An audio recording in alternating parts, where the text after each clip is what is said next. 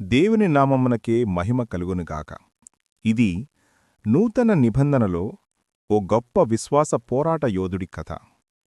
ఒక రకంగా క్రైస్తవ్య విశ్వవ్యాప్తికి యేసుచే అన్యజనులకు అపోస్తలుడిగా ఎన్నుకబడిన వాని కథ. అపోస్తలలో ప్రత్యేక గుర్తింపు పొందిన వ్యక్తి కథ. 3 ఖండాలు ప్రయాణించి అనేక సంఘాలు కట్టి నిజక్రీస్తు రాయబారి అనిపించుకున్న వాని కథ.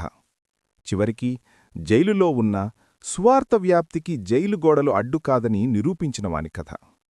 హతసాక్షి గావించబడిన వ్యక్తి కథ. ఒక రకంగా క్రైస్తవ్యంలో మన ప్రభువు యేసుక్రీస్తు తర్వాత ఎక్కువగా వినిపించే పేరు.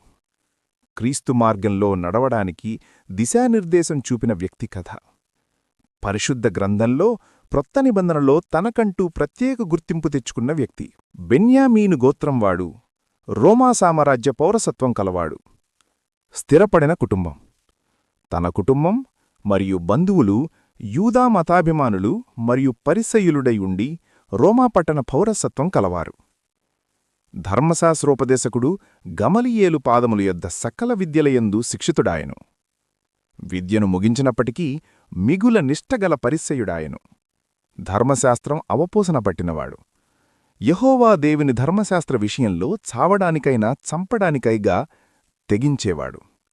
స్తెఫను చావుకు అంగీకరించినవాడు. యెరూసలేమునందలి క్రైస్తవులను చెదరగొట్టిన తరువాత దమస్కునందు ఈ క్రైస్తవ మార్గంలో ఉన్నవారిని బంధించి యెరూసలేముకు తీసుకుని రావడానికి దమస్కులోని సమాజముల వారికి పత్రికలిమ్మని అడుక్కొనెను. పత్రికలు పొంది దమస్కుకు ప్రయాణమాయెను. అతనే సౌలు అనబడిన పౌలు. కాని దేవుడు అతనిని తన పనికి పిలుచుకున్న తరువాత అనేక ఆఖరి దొప్పలు కూర్చి అనేక హింసలు, అవమానాలు, శ్రమలు, దెబ్బలు, కారాగార శిక్షలు అనుభవించి తన పరుగు విజయవంతంగా ముగించిన ఓ గొప్ప క్రైస్తవ విశ్వాసయోధుడు. తన పత్రికల ద్వారా క్రీస్తు మార్గానికి దిశానిర్దేశం చేసి దేవుడు అప్పగించిన పనిని సంపూర్ణం చేసిన గొప్ప ఆదర్శమూర్తి.